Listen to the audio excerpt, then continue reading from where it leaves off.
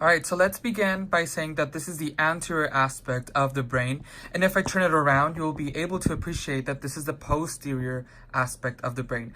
Well, how do we know this? This is called the cerebellum. So let's start identifying some structures. Let's talk about the lobes. So this is the frontal lobe, all of this. Right here, you have the parietal lobes. This one is the temporal lobe, the occipital lobe, and this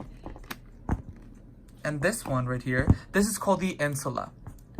So all of this, that's your insula. For you to identify this, you need to take off this structure right here, and it's deep. That's the insula. So now let's talk about the structures and landmarks. All right, so this right here, that's called the longitudinal fissure, and it's very long.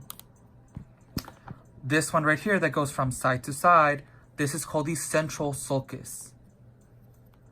This one, it goes by two names. The old school name, that's called the Sylvian fissure, and now they're calling it the lateral sulcus. It is important to mention that the raised portions of the brain, the little mountains, those are called the gyrus or gyri. One is plural, one is singular.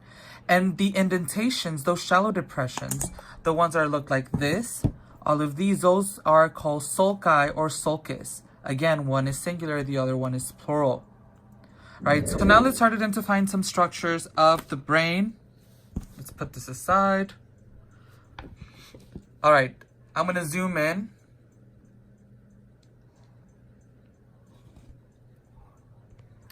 All right, so let's start identifying some structures. First of all of this, that's called your cerebrum.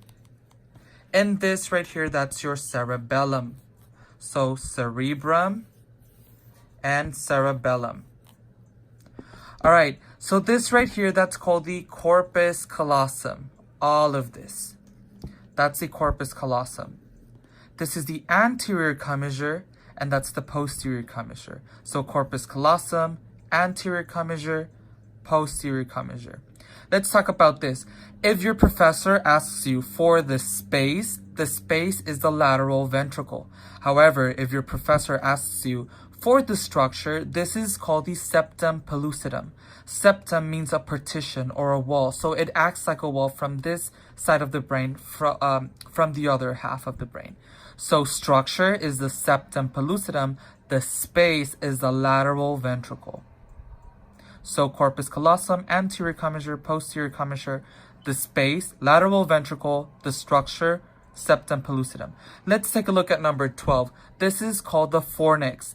The fornix makes the floor of the lateral ventricle.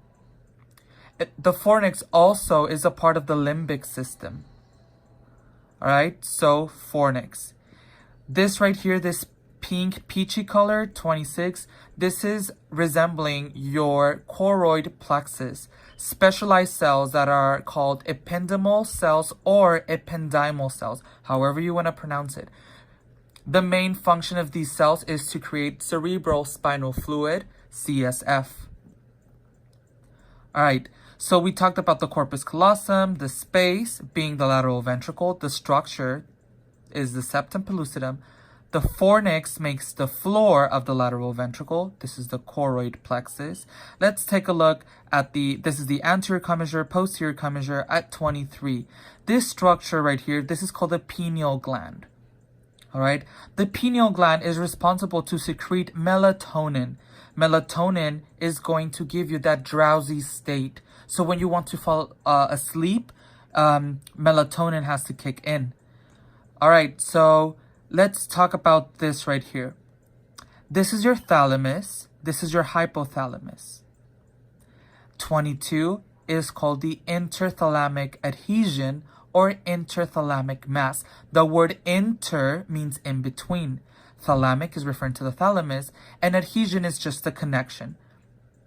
All right, so thalamus, hypothalamus, interthalamic adhesion. All of this space, that's your third ventricle. So the lateral ventricle is here. If your professor's asking for the space, this space, that's the third ventricle. All right. So let's take a look at the hypothalamus. This structure right here, that's called the pituitary gland. The pituitary gland and the hypothalamus have a connection via the infundibulum. So the infundibulum is this structure right here, and it's connecting the pituitary gland and the hypothalamus. So there's a direct connection. All right, so we said that this was the lateral ventricle, third ventricle. This space right here, that's your fourth ventricle. All right, so to get from the third ventricle to the fourth, you go by this route. It goes by two names. You say the aqueduct of the midbrain or the cerebral aqueduct. If you give either or both names, you should be fine. So lateral ventricle, third ventricle, fourth ventricle. How do you get to the fourth? Well, you take the cerebral aqueduct or the aqueduct of the midbrain. All right. So we said that this is the pituitary gland and this is the infundibulum and this is the hypothalamus. Number 24, this round structure, this is called the mammillary body. And it's a bilateral structure, meaning that you have one here and also on this half, it's right here, right there. All right, so mammillary body right there.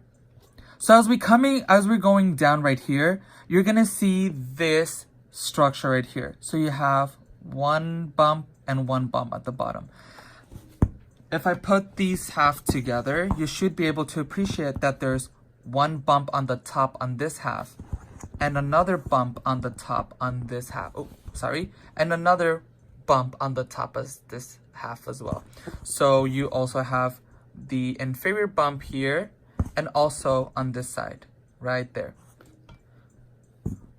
So now, these four bumps, 1, 2, 3, 4, collectively are called your corpora quadrigemina. The two bumps on the top are called the superior colliculi. So you have one on this top and the other one to the other half. The superior colliculi are responsible for your visual reflexes, while the inferior colliculi are responsible for your auditory reflexes. All right, so as we're moving down, we said that this space was the fourth ventricle. Let's take a look at this structure. So this was your cerebellum and they cut it for you this way. So you can appreciate this structure, this white matter, that's called the arbor vitae, which translates from Latin to the tree of life. And it resembles a tree. It's a beautiful structure. All right. So now let's take a look at this right here. This is the pons. Whether you can remember, it's making that little P. Do you see that? That's the pons. All right, so this is the pons. Inferior, this region, that's your medulla oblongata, right there. So pons and medulla oblongata. If I turn the brain this way, let me take this one. You should be able to appreciate, if I put this together,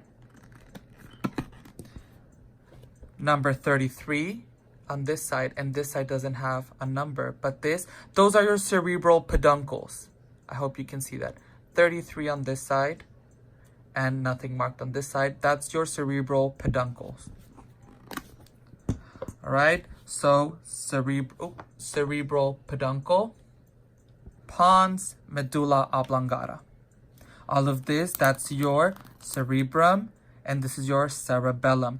By the way, the folds on your cerebellum are called folia. Folia are the folds, right there. And that's it.